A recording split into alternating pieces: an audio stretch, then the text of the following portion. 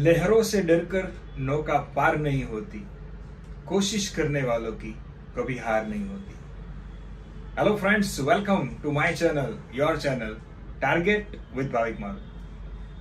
આખી કવિતા તો આજે નહીં સંભળાવું, કેમ કે ઘણી વખત હું આ કવિતા તમને સંભળાવી ચૂક્યો છું, પણ કવિતાઓ બહુ લખાય છે, શાયરીઓ બહુ સર્જાય છે અને કોટ ઇન્ટરનેટમાં બહુ સર્ચ થાય છે, પરંતુ આ દરેક વસ્તુ કે જેનાથી તમને મોટિવેશન મળે છે, એ મોટિવેશન તમારું કદાચ કોઈ વખત ક્ષણિક હોઈ શકે અને કોઈ વાર એ મોટિવેશન છે એ તમારું હંમેશા લાઈફ ટાઈમ માટે હોઈ શકે।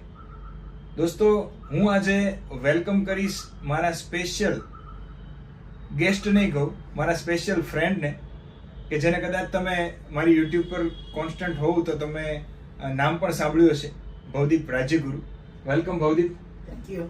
થોડી શોર્ટમાં અમારી ઇન્ટ્રોડક્શન આપી દો। અમે બે ચડ્ડી ફ્રેન્ડ છીએ। ચડ્ડી ફ્રેન્ડ એટલે તમને ખબર પડી ગઈ છે, અમે જીવનનું પહેલું ધોરણ છે ને ત્યારથી શરૂ કર્યું હતું બાલ મંદિર, આદર્શ ઇંગ્લિશ સ્કૂલ પાલીતાણા। નામ ઇંગ્લિશ હતું પણ ઇંગ્લિશ મીડિયમ નહોતું, ક્લિયર કરી દઈએ, નહીં તો અધરવાઇઝ તમને એવું થશે કે ઇંગ્લિશ મીડિયમમાં ભણેલા છે। ના દોસ્તો, ત્યારથી લઈ અને આજ સુધીની અમારી આ મિત્રતામાં ઘણો સમય એવો આવ્યો હશે કે બંને પોતપોતાના કામે અલગ થયા હશું, વર્ષો નીકળી ગયા હશે, બહુ બધું, પણ અમારી દોસ્તી આજે પણ અકબંધ છે। અને મેં એક વિડીયો તમને બતાવીશ પહેલા કે મેં ભવદીપ વિશે યુટ્યુબમાં એક ચેલેન્જ કયો કે એક મેં કોન્ફિડન્સ કયો કે મેં આ વાક્ય બોલ્યો તો સાંભળો। હું તમને બીજી એક વાત કહું ભાઈબંધ, બધાને કહું, સાંભળજો। ભવદીપ જે અત્યારે મારો મિત્ર છે, અત્યારે આ 100 રૂપીસ નાખ્યા એ સાઈડની વાત છે, અમે પાછા કોન્ટેક્ટમાં છીએ, તો એણે ખબર નહીં કેમ નાખી દીધા, વોટ એવર, એને જે ઈચ્છા થઈ। પણ હું એમ કહું, ભવદીપ પહેલેથી જવાબદારી લઈને બેઠી ગયો હતો, એણે ફાર્મસી કર્યું છે, એણે એ પોતાની જવાબદારી લઈને નોકરી કરવા બેસી ગયો હતો, કારણ કે ઘરમાં જરૂર હતી, સમજો છો તમે, તો એ નોકરી કરવા લાગી ગયો હતો અને પહેલેથી એને આમાં કોઈ રસ નહોતો સ્પર્ધાત્મક પરીક્ષામાં। એને હમણાં જતાં એનું મેથ્સ રીડિંગને બધું પાવરફુલ, હમણાં જતાં એને ઇન્ટરેસ્ટ આવ્યો, છેલ્લું વર્ષ વધ્યું છે પરીક્ષા આપવાનું। હું તમને કહું છું, નામ યાદ રાખજો, ભાવિક સર બોલે છે, વિડીયો રેકોર્ડ કરજો, ભવદીપ રાજ્યગુરુ આ વર્ષમાં કોઈ પણ જગ્યાએ પરીક્ષામાં નોકરીએ લાગશે, કેમ કે હું એની પાછળ 1-1.5 વર્ષથી મહેનત કરું છું અને એની પોતાની મહેનત છે, એટલે હું ખાતરી આપું છું, નામ યાદ રાખી લેજો। અને ભવદીપ, તું સાંભળતો હોય તો યાદ રાખી લેજે, અને ભાભી સાંભળતા હોય તો યાદ રાખી લે કે તારે ક્લિયર કરવાની છે, ઓકે, કોઈ પણ સંજોગોમાં। તો દોસ્તો, બસ મેં આ કીધું હતું કે હું ભવદીપ છે એને આ વર્ષે તમારી સમક્ષ સફળતાના લિસ્ટમાં મૂકીશ, અને કોંગ્રેચ્યુલેશન ભવદીપ કે ભવદીપે એમસી ની એક્ઝામ પાસ કરી। દોસ્તો, અમારું બેયનું 38મું રનિંગ છે, 38, અને બર્થડે કઈ રીતે છે ભવદીપ આપણો? મારી 23/11/87 અને 24/11/87, એક જ દિવસનો ગેપ, રાત્રે 12 વાગે બંને સરખા થઈ જઈએ। હા, એટલે ભાઈ મારાથી એક દિવસ મોટો છે, અમારો મિત્ર છે। હવે અમારા ફ્રેન્ડ સર્કલમાં અમે થોડું હર્ષને આજે યાદ કરી લઈએ। અમારા ફ્રેન્ડ સર્કલમાં અમે 3 ખાસ હતા। હર્ષ આજે ભાવનગરમાં બહુ મોટો પીડિયાટ્રિશિયન છે, નિયોનેટલ પેડિયાટ્રી। યસ, 0 થી 28 વર્ષના બાળક, 28 દિવસના બાળક હોય એમને ટ્રીટ કરવા માટેનું જે બહુ ટફ સ્પેશિયલ, હા, અને એ ભાવનગરમાં છે, આઈ થિંક નાઇસ કે નિયોન, હા, નાઇસ, નેક્સ્ટ, હા, એવું જ કંઈક, નેક્સ્ટ, યસ યસ। તો અમારો ફ્રેન્ડ ત્યાં છે। મેં જીવનના છેલ્લા સમયમાં, તમે બધા મને ઘણા ઓળખતા હશો, ધીરે ધીરે મેં મારી સફર કરી।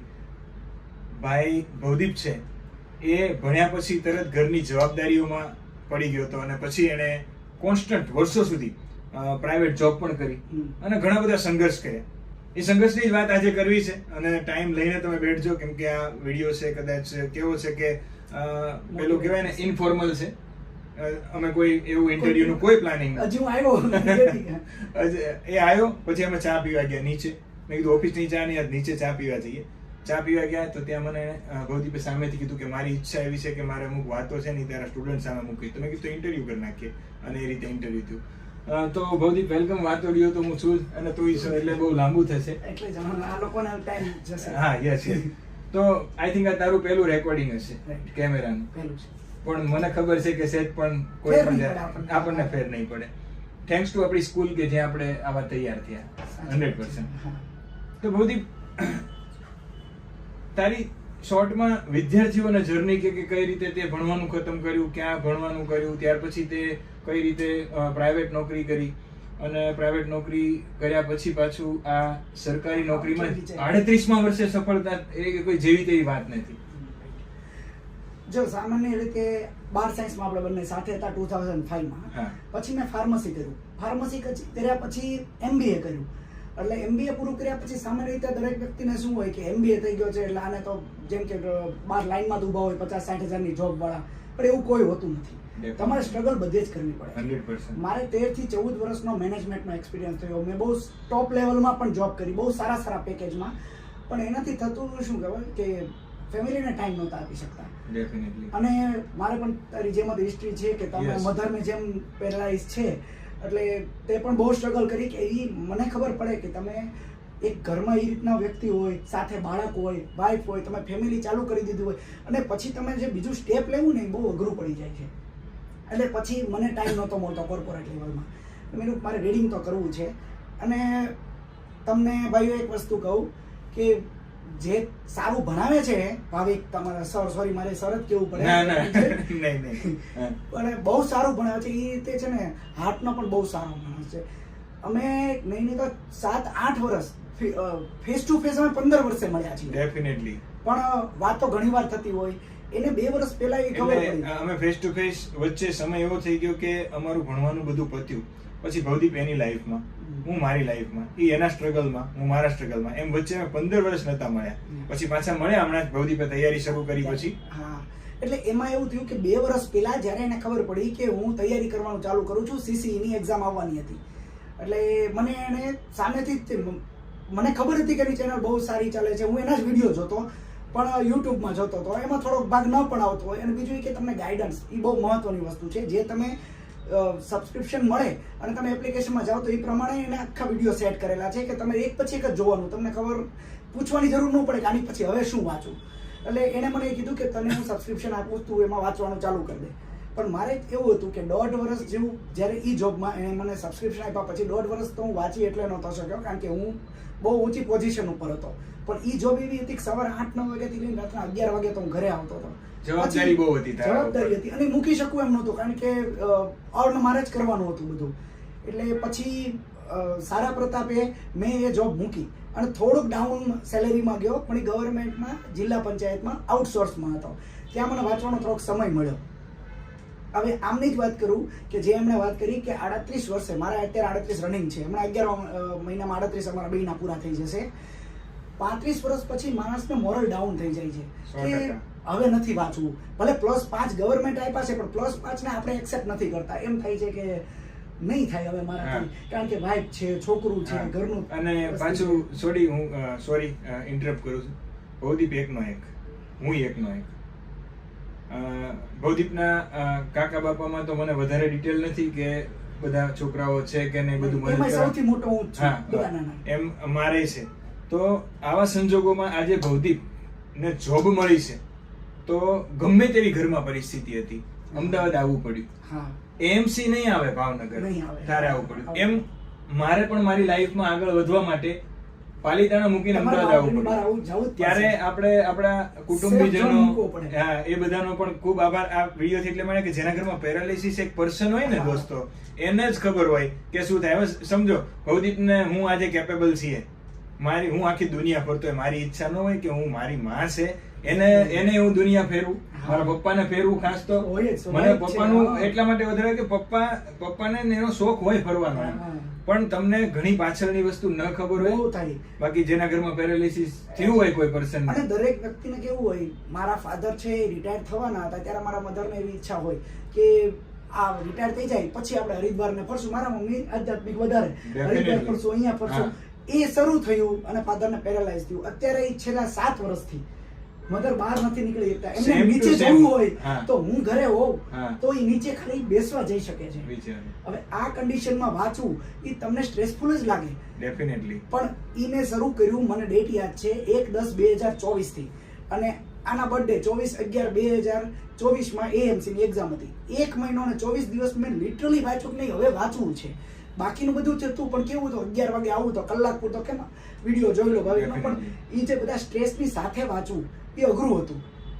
મેં આ 1.5-2 મહિનો સરખી મહેનત, બાકી 2 વર્ષનું સબસ્ક્રિપ્શન અને ખાસ મેઇન વસ્તુ ગાઈડન્સ. મેં આને પૂછ્યું કે ભાઈ હવે મારે વાંચવું કઈ રીતે, મારી પાસે આટલો જ સમય છે. અને સાચું કહું તો મારા ફેમિલીમાં જેમ બધાને વિશ્વાસ હતો એમ ભાવિકને મારા ઉપર વિશ્વાસ હતો, કારણ કે અમે હારે ઘણો રહ્યા એટલે એને ખબર હતી કે એનું ગ્રાસ્પિંગ કેવું હશે ને શું કરી શકશે. મને કે તારાથી થઈ જશે 1.5 મહિનામાં, હું કહું એટલું કર. એને મને આખું ગાઈડન્સ આપ્યું, આટલું વાંચ, આવી રીતે વાંચ. મારે સબસ્ક્રિપ્શન તો એનું હતું જ તે, અને મેં એ પ્રમાણે વાંચ્યું પણ ખરું અને સક્સેસ મળી પણ ખરી. તમને ક્યારેક પ્રશ્ન એવો હોય તો આમનો નંબર તો બધાને ખબર જ હશે. એક વખત કોલ કરીને પૂછું કે મારી પાસે આટલો જ સમય છે, હવે આગળ આવવાની છે. અને જો એ પણ કહી દઉં કે ક્લાસ 3 મેં 2 મહિનામાં જો ક્રેક કર્યું હોય તો ભાવિકનું જ કેવું છે કે શા માટે 1-2 ન થાય. સુપર ક્લાસ 1-2 તારી પાસે ચાન્સ છે અને હજી 2 વર્ષ છે તો એટલે ઈ મારે ટ્રાય કરવું છે. તમારા લોકો પાસે હવે આગળનું નેક્સ્ટ સ્ટેપ હોય, તમે બધા એજમાં કદાચ નાના જ હશો જાજા, તો આગળ તો તમારી પાસે તલાટીની આવવાની છે, એની પછી STI આવવાની છે, દર વખતે ડીવાયએસઓ આવવાની છે. શરૂઆત આજથી કરો. અને હું તો ભવદીપ ખરેખર આજે એક વાત કરીશ કે ઘણા વિદ્યાર્થીઓ હોય ને એ ફેલ થતા હોય એમની જ ભૂલના લીધે. પછી શું કહે છે ખબર, સરકાર ભરતી નથી કરતી, સરકાર આ કરે છે, સરકાર તે કરે છે. હવે ખરેખરમાં એવું નથી. સરકાર ભરતી કરે જ છે અને સરકાર ભરતી કરે છે અને દર વખતે બહુ બધા વિદ્યાર્થીઓ અમારા પાસ થતા હોય છે. અને જો હું ભવદીપનું ઉદાહરણ, ભવદીપે વાત કરી શોર્ટમાં કરી, હું તમને ભલે સમય છે પણ આ થોડું લેન્ધી કહું. ભવદીપ જ્યારથી તૈયારી કરે છે મને ખબર છે 2 વર્ષ તો થયા. છેલ્લા 1.5 મહિનામાં એને ભૂખા કાઢે એવી મહેનત કરી, પણ 2 વર્ષમાં એને મારા વિડીયો જોઈને મારી ચર્ચા કરતો કે ભાવિક આ વસ્તુ આમ, આ વસ્તુ આમ. મેં કીધું તે એ વિડીયો જોયા? તો કે મેં બધા વિડીયો જોઈ નાખ્યા. 3x સ્પીડે જોઈ નાખ્યા. હવે આઈ થિંક ઢીંગલાનો જન્મ થયો એ 3 વર્ષનો થયો છે, તો મને ખબર છે કે છેલ્લા પહેલા જીવનના પહેલા 3 વર્ષ બાળકને સાચવવું ને એ બહુ અઘરું હોય કે હું એમાંથી પસાર થયો, મને ખબર છે. અને એવી સંજોગોમાં બધું માઇન્ડ થી લઈને દરેક વસ્તુ સ્ટેબલ કરવી એ બહુ મોટી વાત છે. ઘણા લોકો એવું ડરતા હોય, તમારામાં ઘણા એવા લોકો હશે કે જેમની ઉંમર થવા આવી હશે અને પહેલેથી જ હવે આપણી ઉંમર થઈ ગઈ, નહીં થાય, હવે આપણી પાસે 1 જ વર્ષ છે, 2 જ વર્ષ. ના, મને ખબર હતી ભવદીપ થઈ જશે. મારો સોરી 38 યર છે, ઈ AMC માં લાસ્ટ હોય, 33 હોય, 33 પ્લસ 5, એમાં 40 નો હોય, EWS ના 5 મળે, EWS ના પ્લસ 5, એટલે 38 છેલ્લા હોય. મારે 38 માં 4 મહિના બાકી છે. હું લાગ્યો, વાહ ભાઈ, વિચારો કે લાસ્ટ એન્ડ જ થયો. ઓલા 2 વર્ષ તો મારે ગૌણ સેવા મંડળમાં જરૂર છે, એટલે 40 સુધી. આમાં તો છેલ્લું જ વર્ષ હતું. 100%. એવું ના વિચારી શકો તમે છેલ્લા. અને મારા કુમારની વાત કરું, ક્લાસ 2 અધિકારી છે, એને ખાલી છેલ્લા 2 મહિના બાકી હતા અને ફોર્મ ભર્યું હતું. યસ, મને 2 મહિના બાકી હતા ફોર્મ ભર્યું હતું. અત્યારે ક્લાસ 2 માં છે. એટલે છેલ્લે પણ તમે 100% કરી શકો. અને આપણે આ બધું કરેલું જ છે ને સ્કૂલ ટાઈમમાં અને કોલેજ ટાઈમમાં. છેલ્લા દિવસોમાં તો વાંચતા હતા આપણે, તો ફર્સ્ટ ક્લાસ આવતો હતો પાસ. અને એ તો અઘરું ભણવાનું હતું. આમાં તો શું છે, સ્કૂલનું ભણવાનું છે. છતાં માઇન્ડસેટ તમે જે નેગેટિવ રાખો છો એ છોડવો પડશે. ભૌતિક પરીક્ષા પાસ કરી અને હજી મને ખ્યાલ છે CC ગ્રુપ B ની છે, અને આપણે તારી મહેનત ઉપર વિશ્વાસ કરીએ અને માં સરસ્વતીને પ્રાર્થના કરીએ. પણ હું એમ કહું છું કે સૌથી વધારે કયા વિષયો એવા હોય છે કે જે સ્કોરિંગ હોય છે? જો મારા મત મુજબ છે ને 2 ટાઈપના વિષયો હોઈ શકે. એક એવા હોય કે જે સ્કોરિંગ હોય, બીજા એવા હોય કે સ્કોરિંગ ઓલા કરતા ઓછા હોય પણ ઝડપથી થઈ શકતા હોય. ડેફિનેટલી, બરાબર. અને બીજા કરતા આપણને એમાં ફાયદો થતો હોય મેરિટ બનાવવામાં. હું છે ને એવામાં એક ગુજરાતીને મૂકીશ. શું કામ ખબર છે? કારણ કે ગુજરાતીમાં અત્યારે તમને કીધું હોય કે ન મામા કરતા કણો મામો સારો, બરોબર. તો આ વસ્તુ આપણા લોકો રોજિંદા જીવનમાં આવતી હોય છે, જેના માટે કદાચ ન વાંચેલું હોય તો એમાંથી 10 માંથી 5 પ્રશ્ન 6 અને આ પ્રશ્ન હાઈકોર્ટ ડીવાયએસઓ માં હતો. બોલો, વિચાર કરો, આવો પ્રશ્ન ઇંગ્લિશ મીડિયમ ની એક્ઝામ માં લોકોને કે એને ખબર છે કે આ કહેવત છે, પણ આ કહેવતને ઇંગ્લિશમાં હું કહેવાય ન ખબર હોય. જો કહેવત તો પૂર્વ અને રૂઢિપ્રયોગ તો ઇડિયમ્સ. હવે એના વચ્ચેનો ડિફરન્સ એ ન ખબર હોય તો એ તકલીફ પડે. એટલે હું છે ને ભૌતિક કદાચ તે મારા ગુજરાતીના વિડીયો જોયા છે, હું રમતા રમતા ને એકદમ મસ્તીમાં શીખવાડું, દેશી લઢણમાં. ઇંગ્લિશ તો એવી રીતે જ શીખવાડે, ગુજરાતીને સાથે લાતા, એટલે બંને સાથે શીખાય છે. તો એનો ફાયદો શું થાય છોકરાઓને? આવું બધું આપણે જ્યારે ચર્ચા કરતા હોય ત્યારે છોકરાને યાદ આવે, સાહેબ આ તો આ આમ ને આ તેમ જ. અને હું તો એવું જ કહું છું કે ગુજરાતી, ઇંગ્લિશ અને મેથ્સ, રીઝનિંગ હવે કમ્પલસરી કરવા જ પડશે, ચાલશે જ નહીં. તમારે જો મેથ્સ, રીઝનિંગ, ગુજરાતી, ઇંગ્લિશ, બરોબર છે, અને કદાચ ઇતિહાસનો એક ભાગ જેનાથી ખિલજી વંશને આવ્યા એને કદાચ એ લોકો ઓછું કરે છે, પણ અંગ્રેજો આવ્યા ને એ વસ્તુ તો કારણ કે એ તમારા બંધારણને પણ ભેગું કરે છે. Definitely modern India. હા, એટલે એને શું કહેવાય તો હજી મને નથી ખબર કોને મોડર્ન કોને પ્રાચીન નહીં. એટલે કારણ કે આ અંગ્રેજો આવ્યા પછીનું જે છે ને એ તમારા ઈ કરી નાખેલું હોય ને તો ઘણું તમને બંધારણમાં કામ લાગે છે. ડેફિનેટલી. હવે તમારા બે વિશે બંધારણનો માર્કેટ બહુ સારો છે, વેટેજ. આજે કદાચ તમારે લેક્ચર જ છે બંધારણનો, તમારા સારું એવું બંધારણનું સાહેબ સમજાવે છે. બંધારણ અને એક વસ્તુ છે મેં માર્ક કર્યું, જે હું 2 વર્ષથી વાંચતો હતો ને તારા ઇતિહાસના બધા વિડીયો જોઈ લીધેલા. ઇતિહાસ તો એટલું ખબર છે કે તમને મગજમાં યાદ ન રહે કે કોણ પહેલા હતા કોણ પછી હતા, ઈસવીસન પૂર્વે હતા કરી ઈસવીસન પછી હતા, પણ એક વખત તું જે સ્ટોરી કે છો એ પ્રમાણે જે વાર્તા પ્રમાણે સમજી ગયા હોય ને એટલે કન્સેપ્ટ ક્લિયર હોય આવું કંઈક આવતું હતું. બંધારણ પણ એવી જ વસ્તુ છે, એક વખત તમને ખબર પડી જાય ને કે આ છે પછી તમને એની સ્પીડ બહુ મળશે. અને મેં ભૌતિકને કીધું હતું જયારે એને મને પૂછ્યું ત્યારે કે ભાઈ બધા વિશે ભેગા થઈ જાય શું કરું, ત્યારે મેં એ કીધું હતું કે પહેલા ઇતિહાસ પૂરો કરવાનો, ભલે વાર લાગશે, તમારો સિલેબસ બીજાનો સિલેબસ જ પૂરો નથી થતો. બહુ સાચું કડવું છે, કદાચ તમે કમેન્ટ કરજો કે આ વાત સાચી છે કે ખોટી. પહેલા તો સિલેબસ નથી પૂરો થતો. એટલે મેં આ બધું અનુભવેલું, મેં પરીક્ષાઓ પાસ કરેલી, એટલે મેં જ્યાં સુધી ખોટી રીતથી જતો હતો એ પછી મને ખબર પડી કે યાર કોઈ દિવસ પરીક્ષા સુધીમાં તમારો સિલેબસ પતે નહીં. એટલે મેં એવું કીધું કે કોઈ એક્ઝામ નહીં જોવાની કે આ એક્ઝામ આવે પેલા જ પતાવું, કોઈ દિવસ નહીં પતે. જો તમને અહીંયા એક ટ્રીક આપું કે તમારી પાસે તમે ઓછામાં ઓછું છે કોઈ દિવસ 2-3 મહિના 4 મહિનામાં કોઈ દિવસ સરકારી નોકરી આખી જિંદગી સેટ ન થાય. કહેવાનો મતલબ છે તમારે ઇતિહાસ પકડી લો, દિવસના ભાગ પાડો, એમાં જીએસ નો જે તમે સમય રાખતા હો કે જ્યારે તમે એકદમ સ્વસ્થ હો, એમાં ઊંઘ ન આવવી જોઈએ એવો સમય, તો તમે પહેલા ઇતિહાસ પૂરો કરો. ઇતિહાસમાં મોડર્ન હિસ્ટ્રી છે, આધુનિક ભારત, એટલે ત્યાં આગળ અંગ્રેજોએ જે કાયદાઓ બનાવ્યા ને એ આવશે, ચાર્ટર એક્ટ આવશે, રેગ્યુલેટિંગ એક્ટ આવશે, 1935 નો અધિનિયમ આવશે, એમાંથી જ તો બંધારણ બન્યું છે. એટલે તમને ઓલરેડી ઘણું બધું ખબર પડવા માંડશે. એટલે પહેલા ઇતિહાસ પૂરો કરો, પછી બંધારણ પૂરું કરો, અને પછી ભૂગોળમાં કદાચ તમે નકશા વાપરતા હોય તો ભલે ને દિવસનો ગમે તે ટાઈમ નકશામાં આપો, પણ એક વિષય પૂરા કરો અને એક સમય મેથ્સ રીડિંગ શરૂ જ રાખો. જો મેથ્સ રીડિંગ સાઈડમાં રાખવું જ પડશે, કારણ કે ઈ છે ને બધા કરતા પરે છે. હા, અને આગળ જતા નડતા નથી, અને ઈ ક્યારે મિક્સ નહીં થાય. તો એ કઈ એવું કે ગુજરાતીના એવા કઈ દાખલા નહીં હોય કે મારા હારે ઇતિહાસમાં મિક્સ થઈ ગયો, કોઈ દી નહીં થવાનું. અને બીજું ગુજરાતી ઇંગ્લિશ જ્યારે કરો ને તમે, ત્યારે ગુજરાતી ઇંગ્લિશ તે જેમ બતાવ્યું ને એમ પેરેલલ પણ જવાય. હું મારી જ વાત કરું, જ્યારે છે હવે ઇંગ્લિશ, ભલે મેં ફાર્મસી ઇંગ્લિશમાં આવ્યું ને MBA ઇંગ્લિશમાં થયું, પણ આપણે ધીસ ઇઝ ગ્લાસ ને ઇઝ ધીસ ગ્લાસ ને ધીસ ગ્લાસ ને બધું હાલતું. વ્યાકરણમાં ખબર ન પડતી કોને ક્રિયાપદ કહેવાય, કોને કર્મ કહેવાય, કોને વિભક્તિ નહોતી ખબર પડતી. જ્યારે તું જે મિક્સ કરાવે છે ને બહુ સારું. તારું મને ઇતિહાસનું પણ એવું ગમ્યું હતું કે તે ભારતની સાથે સાથે ગુજરાત કરાવડાવ્યું હતું, જેનાથી છે ને ઘણી વખત જ્યારે ગુજરાત કરતા હોય ને ત્યારે તમે કોઈ વ્યક્તિ સ્પેશિયલ જોવા નહીં જાવ કે આ સમયે ઇન્ડિયામાં શું ચાલતું હતું, પણ સાથે ભણતા હોય તે આપણે, અને ખાલી રિકોલ જ કરવાનું હોય. એક પોઈન્ટ આપી દે ને, હમણાં આપણે ગ્રાન્ડ ટ્રંક રોડ નો પોઈન્ટ આપી દીધો હોય તો આપણને ઓલા બંને યાદ આવી જાય. ગ્રાન્ડ ટ્રંક રોડ તો શેરશાહ સૂરી અને ચંદ્રગુપ્ત મૌર્ય તો યાદ આવે. બરાબર. એટલે જો આ તો વાત નીકળી, એટલે બાકી માર્કેટિંગ નથી કરતો, કારણ કે આ બુક ની માર્કેટિંગ ની જરૂર નથી. ભારત અને ગુજરાતનો સંયુક્ત ઇતિહાસ એક જ બુક બનાવતો હતો, એટલે સ્ટાફ વાળા ચિંતા તો કરે જ, સંસ્થામાં કામ કરતા એમનું ઘર છે કે સાહેબ આ ખોટો નિર્ણય છે એમ કે. કેમ તો કે અમુક લોકો ભારતની લેવી પડશે, લેવી હોય કોકને ખાલી ક્યાંક કોઈક સિલેબસમાં કે ખાલી ગુજરાતનો ઇતિહાસ હોય. મેં કીધું ખોટી વાત છે, ગુજરાતનો ઇતિહાસ એકલો ન ભણાય, તમને ખબર જ નથી કે ત્યાં મગજમાં શું ચાલતું હતું, ત્યારે જુનાગઢ ની કેમ ખબર પડશે. એ તમારે પહેલા ભણવું પડે કે તૈમુરલંગ નું આક્રમણ થયું અને પછી આ ઘટનાઓ ઘટી. એટલે દોસ્તો આ બધું વસ્તુ તારે નથી જ શીખ્યો, અને સમજો કોલેબરેટ કરવું. અને આની બુક ની વાત આવી એટલે તમને કહું, આ જયારે બુક બહાર પડવાની હતી ને ઈ એના 2-5 દિવસ પહેલા હું અહીંયા આવ્યો હતો. એટલે મને ખબર હતી કે હું આને કહીશ ને તો ઈ પાછો કઈ મારી પાસેથી લેશે નહીં પૈસા. મેં એમના એક મેડમ હતા ત્યારે, એમને વારંવાર મેસેજ કરતો, બુક આવી જાય એટલે મને કહેજો, બુક આવી જાય એટલે મને કહેજો. બુક બહાર પડી અને 8 થી 10 દિવસમાં મારા ઘરે કુરિયર આવ્યું. મને ખબર નહોતી. મારા મમ્મી કહે કે કુરિયર આવ્યું છે. મેં ક્યાંથી આવ્યું છે? તે ભાવિક, મારું તારો ફ્રેન્ડ ભાવિક છે ને એ ઓળખે બધા અમારા ફેમિલીને, એમને મારી મોટી બેન ને એમના મોટી બેન બંને ફ્રેન્ડ છે. મેં શું આવ્યું છે, આવીને જોયું તો બુક હતી.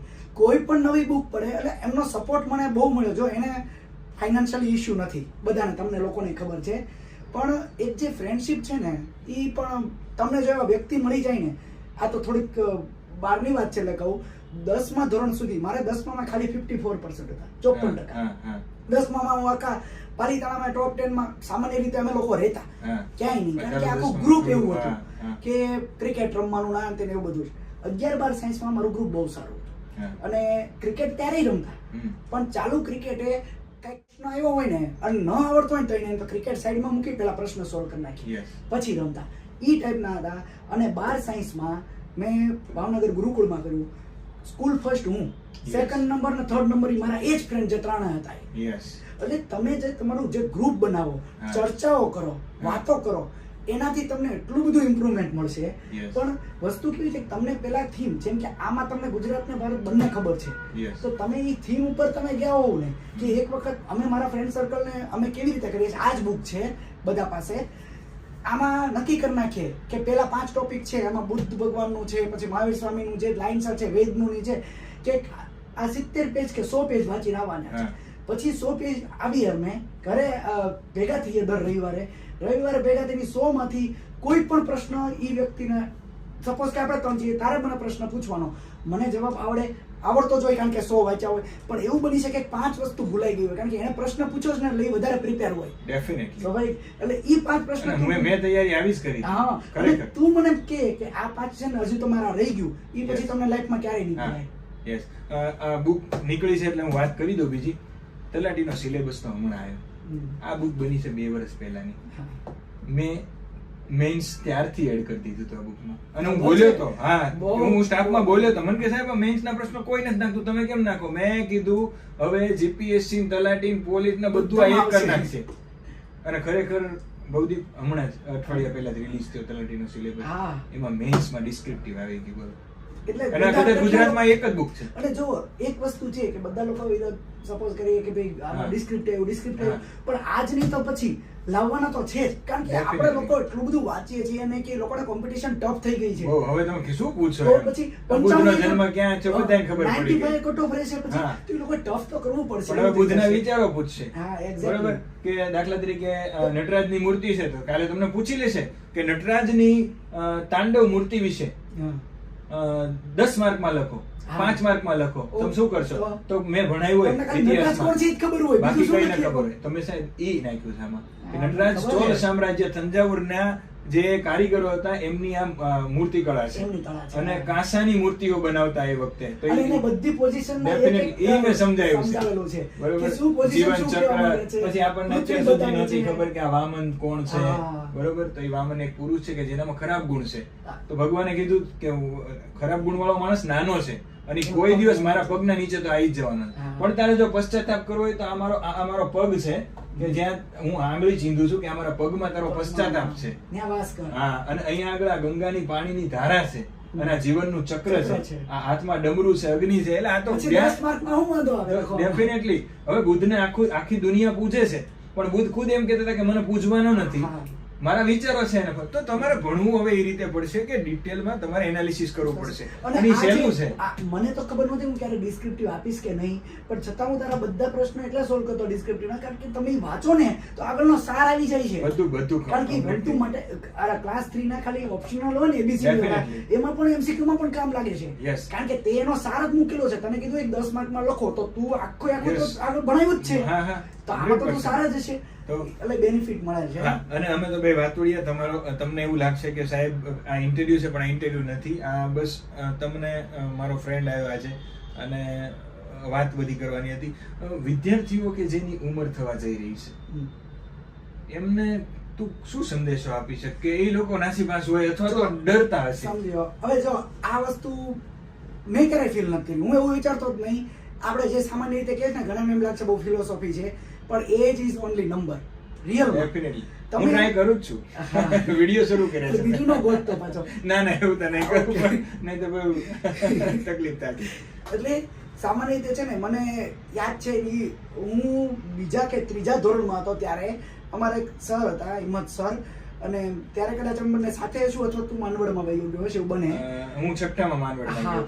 એ સર હતા અને એનો બહુ મસ્ત એક સૂત્ર હતું જે હમણાં શરૂઆતમાં તેમણે એક પંક્તિ કીધી, એટલે હું કહું, મને બહુ ગમતું કે खुदी को कर बुलंद इतना, खुदी को कर बुलंद इतना कि हर तकदीर से पहले खुदा बंदे से खुद पूछे बता तेरी रजा क्या है.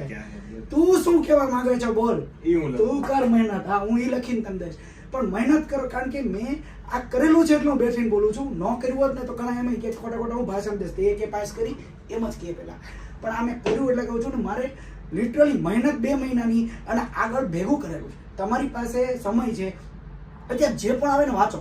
પણ એક વ્યક્તિને પકડો જે સામાન્ય રીતે એમ કહે છે કે જો દુઆ પૂરી ન થાય તો માણસ ભગવાનની બદલી નાખે છે. તમે એવું ન કરો.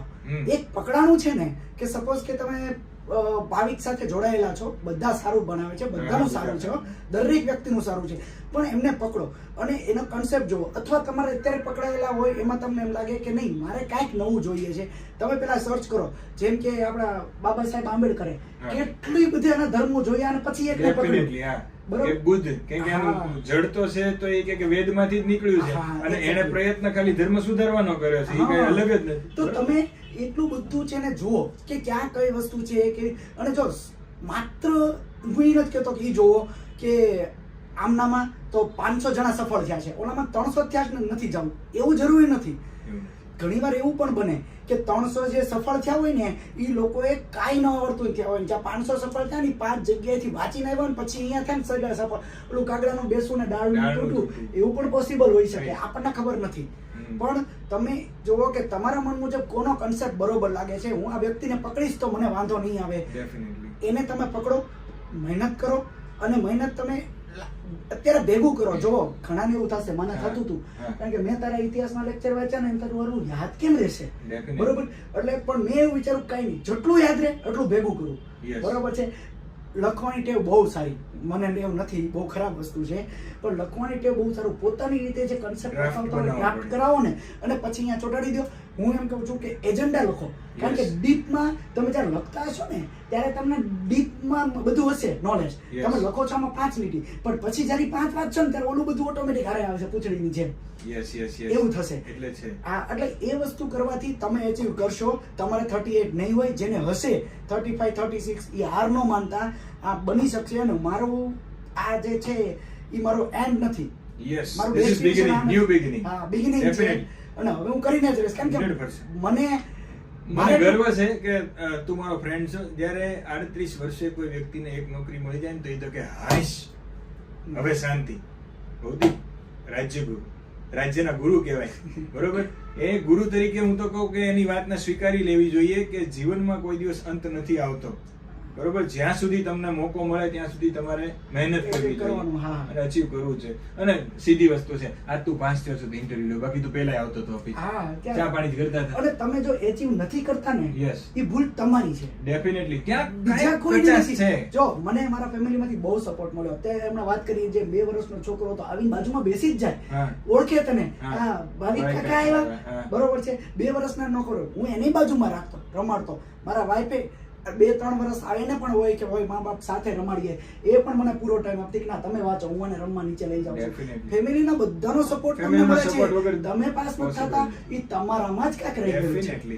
તમે વાંચવામાં સુધારો કરો. ઘણા વ્યક્તિ એવા છે, જો હું કોઈને એવું નથી કહેતો કે તમે લોકો ખોટું વાંચો છો, 3 વર્ષથી વાંચતા હોય, ન લાગતા હોય, પણ તમે 3 વર્ષથી વાંચો છો તો જે પાસ થઈ ગયો એ વિચારો એ 3 વર્ષથી વાંચે જ છે, બરાબર છે? એને ફળ મળ્યું છે, તમારું ફળ આવવાનું બાકી છે હજી. બીજું એક વાત ઉપરથી પોઈન્ટ નીકળ્યો એટલે વિડીયો લંબાવું છું. બાકી એવું હતું કે ભાઈ વિડીયો પૂરો કરીએ, પણ મને એક મસ્ત વાત કરી કે અમુક લોકો વર્ષોથી મહેનત કરે. ભૌતિક મેં ગાંધીનગરમાં હમણાં આર્યગર એકેડમીના ક્લાસ ખોલ્યા હતા, તો હું ગાંધીનગરમાં જતો હતો રોજ લેક્ચર લેવા. 70% છોકરાઓ, હું 30% નથી કહેતો કે તમે મહેનત કરતા તમારે ઓઢવાની જરૂર નથી, પણ તમને ખબર છે કે 70% છોકરા ને છોકરી બે, છોકરી છોકરાને એકલાનો નહીં, ત્યાં આગળ ટાઈમ પાસ કરે છે, ફ્રીમાં અહીંયા સેમિનાર છે, હાલો વયા જાય. બીજું, હજી તો નોકરીએ લાગ્યા નથી છતાં પણ અમુક લોકો પાકા ફોજદારીમાંથી ઊંચા નથી આવતા, હોશિયારીમાંથી ઊંચા નથી આવતા, અને કદાચ કાલ સવારે પોલીસ બનશે ને તો એ રાજ્ય માટે ખતરો જ છે. એવા લોકો મેં જોયા છે જે તૈયારી કરે. તમારે તૈયારી ન કરાય, તમારે બીજી તૈયારી કરવાની હોય, બરોબર? એટલે તૈયારી કીધું ને એની જેમ 70% કેવા હોય છે ખબર? શું વાંચો છો? ગેધરિંગ જ કરવાનું, પોતાની રીતે પોતાનો જે રોડ મેપ કહીએ આપણે કે આખું પ્લાનિંગ. હંમેશા કોઈ પણ, મેં જે મારી લાઈફમાં જે કોર્પોરેટ લેવલમાં હતો, તમારું પ્લાનિંગ, સ્ટ્રેટેજી, ઇમ્પ્લિમેન્ટેશન, આ ત્રણેય જોઈએ. 3 હોય તો જ સક્સેસ મળે. મેં પ્લાન કર્યું કે મારે આ રીતે વાંચવું છે, પણ વાંચવા માટે સ્ટ્રેટેજી શું, એટલો સમય એટલી વસ્તુ આ આવી રીતે વાંચીશ. મારી સ્ટ્રેટેજી આની સ્ટ્રેટેજી અલગ હોઈ શકે. Definitely. હું મારી સ્ટ્રેટેજી વિચારું કે મારે 15 દિવસ ઇતિહાસમાં આપવું છે, એમ વિચારે કે મારે 3 કલાક બરોબર છે, બની શકે. જરૂર નથી કોકની સ્ટ્રેટેજી તમે લઈ લો. તમે તમારી પાવર કેવો છે એ પ્રમાણે તમે સ્ટ્રેટેજી બનાવો અને એ પ્રમાણે ઇમ્પ્લિમેન્ટ કરો. અને સ્ટ્રેટેજી હંમેશા છે ને એવી કન્જસ્ટેડ નહીં બનાવવાની કે પેલા દિવસે આ, બીજા દિવસે ત્રીજા દિવસે 4 દિવસ વાંચો, 2 દિવસ બફર રાખો. નથી થયું 4 દિવસનું તો હું 2 દિવસ ભેગું કરો. એક્ઝેક્ટલી. અને ઇમ્પ્લિમેન્ટ કરો. જો ઇમ્પ્લિમેન્ટ થાય અને સક્સેસ ન મળે ને તો મને કહેજો. ડેફિનેટલી. એટલે દરેક સફળ વિદ્યાર્થી પાસેથી, દરેક સફળ માણસ પાસેથી તમને કંઈક ને કંઈક શીખવા મળે. અને ભાઈએ કીધું એમ કે સ્ટ્રેટેજી તમારી ખુદની પણ હોવી જોઈએ કે ઓલો અહીંયા સૌથી વધારે લોકો લાઈવ જોઈ છે, હાલો ત્યાં વહી જઈએ, ચલો આ સાહેબ છે ને મજાક મસ્તી કરાવે, છોકરાને મજાક મસ્તી કરાવે તો ત્યાં કમેન્ટ શરૂ થઈ જાય, હેલો પૂજા, શું કરે છે, કયા ગામની, શું છે, તમે કયા ફિલ્ડમાં છો, એ તો જો 70% આવે. એટલે પ્લીઝ તમારી લાઈફ બનાવવાનો, તમે તો યંગ છો હજી, તમારી પાસે સમય છે. અને જેમની ઉંમર થઈ ગઈ છે એમને કહું છું પાછા ન પડતા. ભવદીપ રાજ્યગુરુ અને એવા બીજા 2-4 ઉદાહરણ છે આપણી એપ્લિકેશનના. મેં તમને કીધેલા કે એ લોકો પાસ થયા છે, સખત મહેનત કરી છે. હું તો મારું 10% એમાં ખાલી માનું છું. 90% વિદ્યાર્થીની મહેનત જ હોય, કેમ કે મારી પાસે તો બધા જ ભણે છે, બરોબર. હું તો એ સ્વીકારું છું, મને એમાં કોઈ ઓલું છે જ નહીં કે હું જ કહું મારે 5000 પાસ ન થાય ને. ડેફિનેટલી ના થાય. તમે તમારા ગોલ ને અચીવ કરો. હમણાં પૂજાની વાત કરી, ખાલી વાત કરું કે જ્યારે એમનો લેક્ચર જોઉં મેં કેટલા એવા લેક્ચર છે, એનો લેક્ચર જોઉં ને કેટલાય લેક્ચર મેં જોયા છે, પણ માત્ર 4 થી 5 વખત મેં કમેન્ટ કરી હોય. કારણ કે હું કમેન્ટ કરું એટલે તરત મને એમ કે લે ભવદીપ રાજ્યગુરુ બીજાની 2 મિનિટ શું કામ બગાડે. હા, એવું થાય. હું હકીકતમાં કમેન્ટ ન કરું, એ મારા મિત્ર તરીકે એને બોલાઈ જ જાય. અને છેલ્લે એક મસ્ત વાત યાદ આવી. એ કહું ભવદીપ, મારી સોગંદ ખાઈને સાચું કે છે, એક સમય તને એવું લાગ્યું છે કે ભાવિક જિંદગીમાં કાંઈ નહીં કરી શકે. મને નહીં, મારી બેન પણ આને સારી રીતે ઓળખે. ઓલમોસ્ટ પણ અમે કહેતા હતા બને એકબીજાના ઘરે બહુ જમેલા હતી જ્યારે અમે હારે ભણતા હતા રીતે. ત્યારે એને 10માં પછી 10માં આસપાસ 11-12માં આ મિત્ર સર્કલ ને કારણે, હું નથી કહેતો કે ઈ આઉટલન થઈ ગયો હતો, પણ મિત્ર સર્કલ એવું હતું કે જેના કારણે મને એમ હતું કે આ યાર હાથમાંથી ન જાય તો સારું. કારણ કે અમારામાં વયો ગયો હતો. કારણ કે અમે ફાર્મસીમાં પણ મળ્યા હતા. જ્યારે ફાર્મસી કરતો હતો ત્યારે આવ્યો હતો 3-4 દિવસ માટે એન્જિનિયરિંગ વખતે. પણ ત્યારે જે એની રેણી કેણી હતી, એના હાવભાવ હતા, એટલે એમ લાગતું હતું કે આગળ સ્મગલિંગ ન કરે તો સારું. ટૂંકમાં કહેવાનો મતલબ એવું છે ભવદીપનો કે મને એને એવી રીતે જોયેલો છે કે જ્યારે મને ખાલી ને ખાલી હરવું ફરવું એ જ શોખ હતો. અને ઇવન સોસાયટીના લોકો હોય કે ઓળખીતા સંબંધી હોય, એ બધા પપ્પાને એવું જ કહેવાય કે તમારો એકનો એક છે, તમે એને સંભાળજો. એકચ્યુઅલી એવું કઈ હતું જ નહીં, એ શોખ હતો. એટલે હું તમારી પણ એ જ છે. તો તમને એવું હોય કે હું હરી લઉં, ફરી લઉં, ગાડીઓ ફેરવી લઉં, મને એ શોખ હતો. બધું જ મળશે. મને કોઈ દિવસ કોઈ વ્યસન નતું. વ્યસન કોઈ દિવસ કઈ ન હતું. એ ભવદીપને ખબર છે. નથી ભવદીપને નથી મને. વ્યસન અમે કોઈ દિવસ નથી કર્યું, બરોબર. એ મજાકમાં બોલ્યો સ્મગલિંગ એટલે.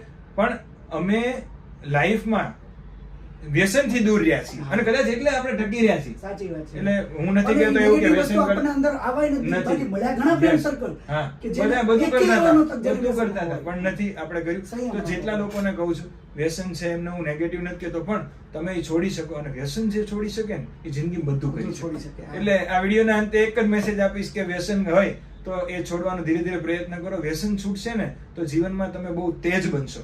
કારણ કે તમને ગમતી વસ્તુ છોડવાની તમારી તાકાત હોય ને તો દુનિયામાં તમે કાંઈ પણ મેળવવા માટે કોઈ પણ વસ્તુને તમે જો 21 દિવસ માટે છોડો ને, હા, તો એ સાવ છૂટી જાય. ડેફિનેટલી. કોઈ પણ ટેવ તમે સારી ટેવ પાડો. તમે 21 દિવસ એવી ટેવ પાડો કે કાચની સામું જોઈને મારે રોજે કહેવાનું કે હું દરેક વસ્તુ કરી શકીશ, હું અચીવ કરીશ, મારે તો પાવરફુલ ફીલ કરો. 21 દિવસ કરીને જોવો અને પછી તમે કહેજો. હા, એટલે પોતે ઈચ્છા થઈ જાય પછી કે હું મારી જાતના રોજ કહું છું તમારે કરવું જ પડે. તમારા દરેક સેલ એના માટે તમારો કાર્ય કરવા મળે. ડેફિનેટલી. એટલે ભાઈ વાંચવું પડે, નહીં તો બધા 21 દિવસ બોલી જાય ને. Okay Bhavdeep, anything else you want? નહીં, બસ આપણે બહુ વાત ચાલી. ડેફિનેટલી લેક્ચર છે પાછો. ઓકે, બસ આ કોઈ ઇન્ટરવ્યુ નતું. મારો ભાઈબંધની મેં ચેલેન્જ આપી હતી કે પાસ થઈને દેખાડશે. એ પાસ થયો, મને ગર્વ થયું. અને પાર્ટી મારી બાકી છે. બરોબર. અને બધાને બેસ્ટ ઓફ લક. ભાઈઓ તમે આગળ વધો અને દરેક વ્યક્તિ આગળ વધીને ભાવિકને આવી રીતે મળવાનું. હું બેઠો છું ત્યાં, તમે બેઠા હો એવું કરજો. અને મારે એવું નથી જોતું કે એક સીટમાં બેઠા હોય, એને ટૂંકમાં બહાર કોન્ફરન્સ હોલ રાખવો પડે એવું કંઈક કરજો. ડેફિનેટલી. એટલા લોકો છે એને આ અચીવ કર્યું હતું. અને બહુ ઇઝી છે. ઓકે, ચલો તો માં સરસ્વતીનું નામ લઈને આ વિડીયો છે અહીંયા પૂર્ણ કરું છું. કોઈ પણ લોકો ક્યાંય અટકતા હોય તો એના વિડીયો શેર કરી દેજો. જય હિન્દ, જય ભારત.